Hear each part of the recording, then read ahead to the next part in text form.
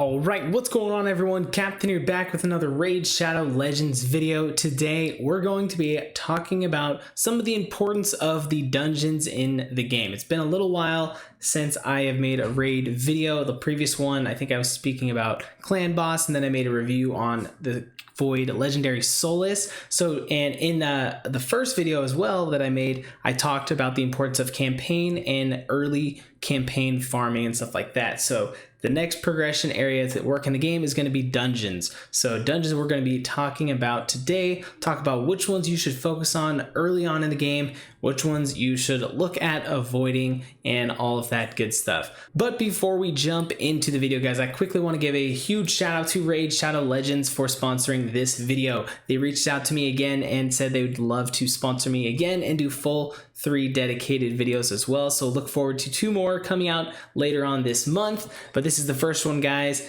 and make sure to head down in the description, guys. Click the link, download the game, and if you are a brand new player to the game, you will be receiving 100,000 silver along with the character Death Chanter. Death Chanter, you can find him here in the index. Go under the Orc faction, and then right here, the first one, HP, we got Death Chanter here. He's a rare HP character, got some fun abilities here with shields, damage scales based on his HP for this one, and then as well has 100% heal reduction, which is useful in many areas of the game. So for an early on account, heal reduction is a good one to have in a lot of different areas. Once you have downloaded the game, guys, you're going to head on over to the upper right hand corner on the screen, click on the chest, and that is where you will find your rewards. Once you've claimed them in there, you are all set and ready to go and explore inside of Raid Shadow Legends. But make sure you do it soon, guys, because it's only available for the next 30 days to get the 100,000 silver and the free champion. So do it now. If you're a brand new player to the game, you'll be getting some awesome rewards and ready to go in the game. So let's go ahead and get into the video. And before we start talking about dungeons, I'll quickly go through, give you a quick little account tour rundown since it's been a little while. Count has changed dramatically since my last video. So first off, I'm up to level 62 already. I'll show you daily login rewards. I am up to day 96. Tomorrow will be day 96 as of recording this. So yeah, still just over 3 months into the game and I'm level 62 already. So pretty insane. You can tell, it tells you right there how much I've been grinding. Great Hall, I've been slowly trying to improve on it there. You can see I'm in gold for the arena tier, so I'll show you my arena team. Maybe do a separate video about what I do for arena, so that might be one of the other videos. But let's go ahead now and show you my champions. So during the last Void event, I got extremely lucky and pulled myself an Arbiter here. If you didn't see in the previous videos, I got crazy lucky in those ones and pulled Draco and Martyr in the same opening when it was the boosted summons for the 2-time summons for the Sacred Shards, and I pulled both of them out of 5. So since then, I've pulled myself an Arbiter, so I've decked her out for my speed team, have her just insane. I've pulled Madame Ceres, I've gotten Skull Crown. Who else did I get? I've been trying to work on an unkillable team. I had it working for a little while, then it kind of stopped working, so I don't really know what's going on with that. I have Cold Heart, Seeker I've got up, I got Harvest Jack, Allure, Seer. My account has just gone crazy in the last couple weeks, guys. It's kind of ridiculous. I pulled a second Solace, actually, which is interesting. Not sure what I'm going to do with him. I've got Lua here as well. I did summon the Kreela from the fragment summoning, so that was pretty cool as well. So yeah, that's kind of a quick update. You can see all the other characters here. I won't go through all of them, but those are kind of some of the highlights. So yeah, account is looking pretty beefy, but I need to get better artifacts and everything in order to deck out all those champions. So that's what comes in next, guys. Let's dive into all things dungeons. So first off, when you're first starting the game, you know, you're going to be a little overwhelmed by all of these dungeons. You're not going to know what is best to do. Where do I go? What should I focus on? You might think it's best to farm the affinity-based dungeons here, the Spirit Keep, Magic, Force, and Void, and then the Arcane Keep to get all of these potions to help ascend characters, which, yes, those are good and definitely need to get those.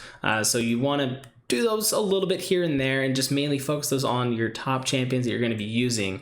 Minotaur, this one is for scrolls and masteries. Masteries for each individual champion isn't something you're going to get into for a little ways down the road, so I wouldn't really focus on this outside of doing any of the quests or challenges or missions or anything like that it tells you to focus on. Follow those still, and then don't really do much else with Minotaur, in my opinion. Remember, this is a 3-month player.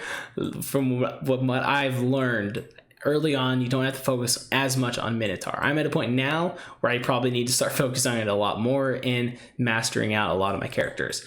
So now then these last 4, this is where you're going to be getting all of your main artifacts you're using on characters. So Ice Golem's Peak, you can go in here, and along the left side, you'll see these are all the different class sets that you can receive as rewards inside of this dungeon. In this particular dungeon, the Ice Golem, it's a pretty difficult dungeon. It's not the hardest one, but it's one of the harder ones of these last 4. And, well, I guess it's probably third. I probably put it third hardest, and probably the worst rewards in terms of return, like what you're getting. So you don't really want to focus much on Ice Golems again, unless there's a mission or something telling you to focus on it. So next you have Spiders, which Spiders is probably going to be the hardest and most frustrating one.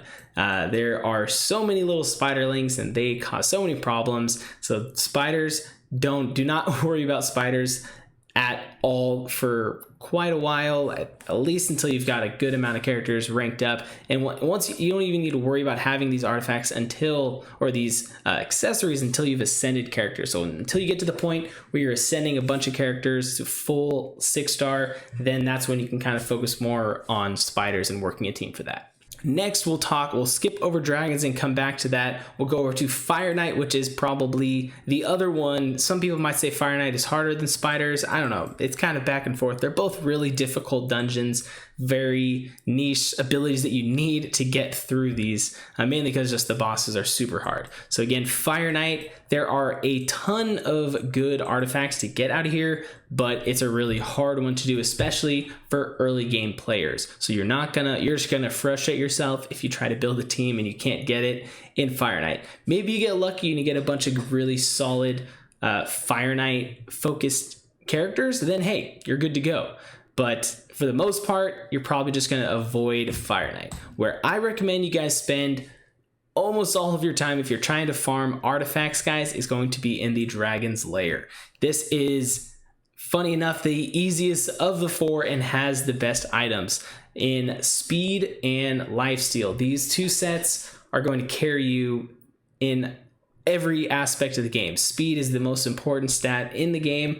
Lifesteal allows your characters to be sustainable. They last longer. They just keep getting health back all the time. And then even the accuracy set is a solid one as well. So accuracy is another really important stat inside of the game. But speed is what you always want to focus on first. So you want to get speed artifacts with speed substats, and then hopefully when you upgrade those artifacts, they roll the speed and you get even more and more speed. You feel the theme there? We're talking all about speed here. So what do you do with a Dragons team? Well, let's talk about building a team. So obviously you want to get to a point where you can farm Dragons 20, which you won't get there overnight when you first download the game. It's going to take some time. So at first you kind of want to farm at whatever the highest dungeon is that you can beat consistently. So first off, you're going to be getting 1 and 2 stars here, then 1 and 3s, 2 and 3s. If that's as high as you can get, just keep farming that one until you get better artifacts to move up further in the game. So eventually you get farming 4 stars. Then here you can guarantee to get at least a 3-star or a 4-star. And then stage 7 is kind of probably the early stage first milestone that if you can get to here, then you can start farming here. You can essentially be getting 5-star artifacts as long as you're getting lucky. And it is the weak affinity to magic, which is the same as all of these starter characters. So if you have your Kale, as I recommended in the beginning, my first video that I did, that take him as your starter, he's going to be super great to have inside of the dragons, especially because the dragon is also weak against poison. So poison character in Kale makes dragon a lot easier, especially on these early stages. He makes you breeze through it. So yeah, that's kind of the first one there. And then so on, you'll see just now at stage 10, you can get 4 star ones, and then start getting 6-star ones. And then eventually at Dragons 20, you're getting 5 stars and 6 stars. So I'll go ahead and show you my team. I'll run one map through and talk about the run as we go. But first off, so this is how we have my team built. I have my Martyr in here. This is a very, again, I've gotten extremely lucky. I have spent money on the game, so I'm not free to play. Should say, make sure to get that out there for you guys. I'm not free to play, but I haven't spent a ton of money on the game. I've gotten really lucky though with the money that I have spent in terms of some artifacts and some amazing characters. So Martyr here is my lead, increases allied defense in all battles. She is based off of, her damage is based off of defense, so that makes her defense even better. And same thing with Solus. So her as the aura lead is a great synergy there for these two, which these two are pretty much my big 2 damage dealers that get me through the waves to get to the dragon, because it's not just the dragon you have to deal with. If you can't get through those first 2 waves, you know, you're not going to make it to the dragon. It doesn't matter if you have great characters, they're going to kill the dragon. If you can't get through the waves, there's no point. So that's what I have them for. They kind of do all the big damage there. I have Draco here, who puts on the debuffs. He puts a decreased defense. I'll quickly pull him up here. It's this A3. He puts the decreased defense and a weaken, which makes those other characters hit even harder. And then he's even better for, because he has on the A2, he places those poisons. As I said, dragon, he's weak to the poison. So once we get to the dragon, he's going to be helping out damage-wise a little bit as well. His A1 is also really good too, which is getting nerfed though, so that's kind of a bummer. And then the bottom guys, these are basically here to keep the big damage dealers alive. These guys aren't going to be doing a ton themselves. They'll do a little bit, but they're mainly here to make sure that these guys don't die. So Man-Eater, I like having him because he has his unkillable and block debuffs. The block debuffs is kind of the more important one here for dungeons. Most people see Man-Eater and like, oh, clan boss, unkillable team, I'm set. Well, yes, he is fantastic for that. I've used him for that. But I find him, his use in dungeons is just as important because of this block debuffs against the dragon. The dragon puts quite a few debuffs on you that will kill you really quick if you're not paying attention. So these keep those poisons off of you and everything, and they keep you all alive. And you always have the unkillable as a backup there as well. Yeah, that's kind of it. And also the decreased attack too. He places a decreased attack, which again helps with the waves. So they're not hitting my characters as hard, allowing me to get through there smoothly. And then Apothecary is just here to increase the speed of characters, as well as just making sure everyone is healthy and up at full health. So that's kind of how I have my team built. I'll go ahead and start it, let it run through so you guys can kind of see how it works. I have them all built up in different kind of artifacts, probably not the ideal set, but it works for me. And it's not going to be the fastest run, but my computer is having some issues there. There we go. Now we started. So you can see got the unkillable and everything. Martyr throws out the counter strike, so that also helps out with damage wise. Again, computer, come on, come through for me. There we go. I just ordered all the parts for a brand new PC, guys. Should be becoming in the next few weeks here. So hopefully we'll be much smoother down the road. But for now, just got to deal with what I got. So here we go. Should smooth out from here on out. So now this first wave, I've kind of pretty much cleared out. They're pretty much can't do anything to me right now. They all have the decreased attack buff. Yeah, I'll quickly take it off of auto here as they're kind of all going. And of course I have the counterattacks and all. So this is the decreased attack. So they're doing less damage, decreased defense, and weaken. So that's what's allowing them to take all that damage and not do anything to me. You can see I'm still at full health. Solus has his big beefy shield there, so he's not going to be taking any damage anytime soon. Well, now it fell off, but he'll get that back up. You'll see on the next wave. So the other thing, like I was saying too, though, that this isn't the fastest team. I have this team built as a sustaining team that they're basically not going to die, and it's going to take a little bit longer, but I'd rather have a team that's guaranteed to win rather than, oh, this team could be super fast if everything works out. So it's cool and all to have a super fast run and have it end in like 30 seconds, but if you can have a team that's guaranteed to win every single time, that's going to be more beneficial in the long run, in my opinion. And so that, especially if you're doing something like running your auto battles overnight, you don't really have a need for them to go super fast. You can let it take as much time as you want.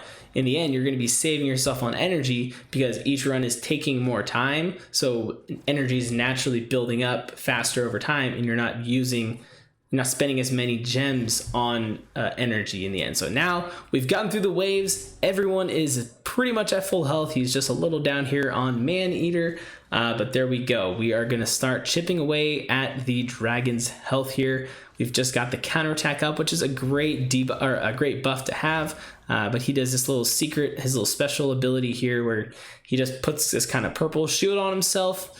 Doesn't really do much in my opinion. I'm not really sure. Maybe I'm missing something, but hasn't really been much of an issue for me. So here we go. We'll see Draco. We got all the poisons up here from him. We've got all the debuffs still as well, allowing everyone else to hit even harder. So there are all the debuffs though, which is what you want to have your block debuffer for. Kind of fell off at the wrong time. So now he puts it up. So if he hits me again with that, I won't get the debuffs. But luckily, my team is tanky enough that we'll be able to survive this. You can see Solus hitting with a big A3 right there. Something I should have touched on a little bit more with my Solus video is using him in dungeons, because it's definitely where he shines rather than clan boss, but he is great in clan boss too, I think. But dungeons, he really, really shines, especially with clearing waves with that A3. He is awesome. You see right here, everyone sitting pretty with health, and then down goes the dragon. And here we go, we got ourselves a 5-star Daze chest plate that is a flat defense stat, so that is not going to be kept. I do keep a lot of artifacts and everything, just ones that, you know, maybe they could be used for a broken set kind of thing. So yeah, that's kind of it for dragons, guys. That's how you do it. Build your team so that they can sustain and have someone that is healing, blocking debuffs, providing support. Someone like Miscreated Monster is great there as well. Mausoleum Mage. I'm sure there's tons of free-to-play options as well. I don't know all of the characters in the game yet, so I can only speak from experience, and those are the lucky characters I've gotten so that I've been able to clear this content. So quickly, I guess I'll just show you, ending it off here, the kind of artifacts I have on everyone's stats. Also, I remembered to move my face from that side, blocking the stats, over to this corner, so you guys can see the stats now. So yeah, that was something that I noticed in my editing. I'm like, I should probably change that. So you can see it's pretty good artifacts on all of these guys. I've built my Solus up so he has some good speed, some decent speed. It's not crazy high, but he's got good health, good defense. Crit rates over 100. Actually, it's a little too high, or I could afford to take some out of there and try to get more crit damage or increase his defense, which probably should do. Just need the better artifacts, and I need silver. I've been out of silver. You can see I've upgraded a lot of artifacts, so yeah, it's taken its toll on my silver. Then I've got Draco here, who is part of my Clan Boss team, so I have him in Lifesteal. I just recently got a 5-star accuracy banner for him, so that was exciting. Didn't get the best sub rolls, but did get at least 2 of attack percent there, so that was kind of nice. Then we've got ourselves Martyr. Again, she's on my Clan Boss, certain ones that I use, again with Lifesteal, and then 1 speed set. So she is pretty solid as well. I love her so much. She's so good. Her and Draco, I still can't believe I pulled them back to back. And then we've got Maneater all set up in speed for the unkillable set. I've got him at the 241 speed. Having some issues with my unkillable team though, so I need to figure that out before we're good to go on that. But that's where he is at. And then let's see, who was the last person? Apothecary. Here we go. Again, built out all for speed. He is built for the arena, so I have his speed extremely high HP, solid defense. So yeah, he's probably one of my best built out characters between him and Arbiter, because I've kind of put them in majority of my stuff. I'll quickly show Arbiter. She's up to 292, 48,000 defense, solid. I only have her in this accuracy set because it was my best rolls for speed pretty much, and I don't have any speed artifacts that were better, so I figured I'd throw her in this for now until I can get better ones. So yeah, that's kind of the champions that I use to clear Dragons 20. But obviously, yeah, that's not going to help you beginning players. But if you bring in your Kayle, bring in characters that will give you those debuffs and those supports that I broke down as you go. Just kind of read through the characters and you can find I know there's people out there that have tons of lists. Sadly, I don't, like I said, still kind of newer to the game. I don't know all the players to recommend to use. I can only recommend watching other people's videos. Kind of weird, I know, I'm sorry, but it's what we're at.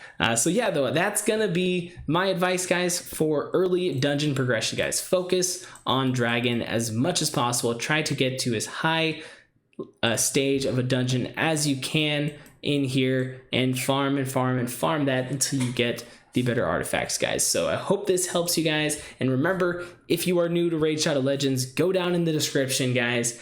Click the link. You guys will be getting yourself 100,000 silver and the free character. So make sure to do that in the next 30 days because it's only available for that long. Otherwise, you won't be getting the free stuff. But that's going to do it for this one, guys. Thank you for watching, and I'll catch you next time.